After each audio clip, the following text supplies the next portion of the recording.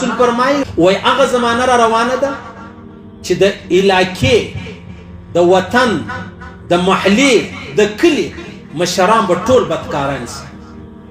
مشران به بدکاران شي په فحاشي په عریانۍ باندې به اخته شي راس زما او ستا په ښار کې سپین ږیری دی مشر دی عمر رسیدت دی د قوم مشر دی د قبیلې مشر دی سردار دی خان دی د وطن لیکن دی په بدو کارو اخته وي د ده به هم ویډیو وګرځي د ده به هم ویډیو راغلی حال په کار خو دا وه چې اسړی ته خو دونه لمسیان لرې ته خو دومره ودونه لرې ته خو دومره بچان لرې ته څنګه په دې خبرې کې رالې دا د الله رسول فرمایي په آخره زمانه کې به مشران چې دي هغه بدکاران شي مشران به په بدو کارو باندې اخته شي نن زما او ستا په ښار کې دا مسله ده والله که د اولاد په باره کې دومره د پریشانۍ خبرې ستله که د دې مشران په باره کې زده اول سړي ماته د یو ډېر مشر سړي یو ویډیو مطلب جوړه کړې وه ورسره ما نه خبردار نه ظلم به نه کوې سړی دا جایزه به نه کوي الله به دې پر کور رسوا کړي الله به ستا بابا پر کور رسوا کړي ځای پر ځای یې ډیلیټوه ځای پر ځای یې میټوه د الله څخه معافي وغواړه ټول ګناهګار یو د چا ګناه ښکاره ده د چا د پټه ده د چا د الله رب العزت پرده پر اچولې ده د چا چې پرده لرې کړله دا زما او ستا د دې وطن د مشرانو د کم مشر ویډیو نشته ورسه وګوره هلته الله اکبر دا د الله رسول فرمایي د راز ساعته قیامت نه راځي او د الله رسول فرمایي بله خبره دا کړې وله چې علم به و ذلیلو خلکو ته میلاویږي علم به د ذلیلو خلکو لاس لر راځي راسه ورسه وګوره ابله یو مسله وه څوک راغلي وو بیا ویلي وو ماته ویل د پلانۍ کار داسې داسې مال دا نه دی جایزه حرام دی نو بیا دوی چا ته ویلي هغه څه غټ سړی و هغه ته ویلي چې دا شیخ مولوي صاحب ماته فتوا راکړه چې دا شی حرام دی ناجایزه دی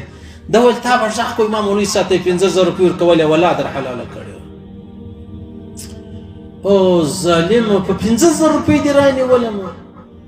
تا زما ایمان په زه هېڅ کیسه والله که لرم هغه لوی رب پرده را باندې اچول په 15,000 روپۍ باندې ته ولې دونه سپی ته ولې دومره بې غیرته یې چې ته په 15,000 روپۍ په ما باندې یو شی حلاله یې اشکه مولوي صاحب تا ته 1,00,000 روپۍ راکړه تا ته دا شراب در حلال دي بیا ته حلال بولې صحیح شو په دې وطن کې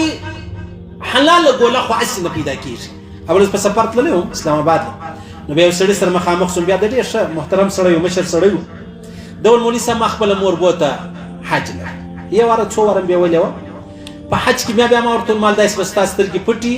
داسې چې کعبې ته ورسېدې نو پر کعبه چې د سترګې برابرې شوې روڼې شوې اوله دعا به ما ته دا کوي چې الله زما زوی ته ډېرې روپۍ ورکړي وایي خیر مور ول سید انو دا د ورور د حج چې کومې خوارۍ تکلیفونه مشقتونه بو مې ته سترګې پټې ولې کعبې لره چې ورغلو مال سترګې روڼې کړه موره دعا وکړه دې چې دعا شروع کول یا الله زما وزوی ته ډېرې حلالې روپۍ ورکړي ډول ما سر وټکوي چې امورې خدای دې خانه خرابه کړه زما خو دې کور را خراب کړه ما ول موره ته ولې ول ما ورته په پاکستان کې حلالې روپۍ نسته ما روپۍ در څخه پټ څه تر ولاړ شرطونه دې کې کښېښول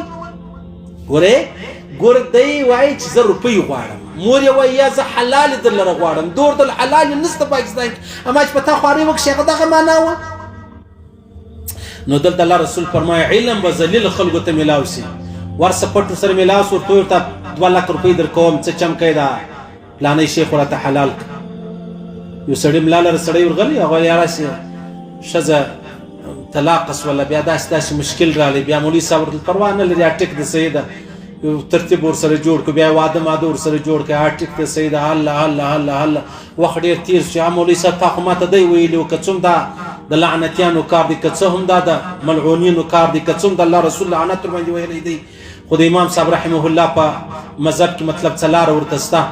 ولا مولوي صاحب ښځه نه پرېښوه ولې مولوي صاحب مولوي صاحب اخر پر مولوي صاحب نه نواتې شروع شي 2,00,000 روپۍ یې ورکړې بیا ښځه پرېښوه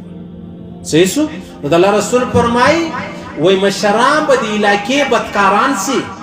ملایان علم به و ذلیلو خلکو ته میلاو سي دی به د 2 روپۍ دپاره تا ته حرام شی حلالوي حلال به درته حراموي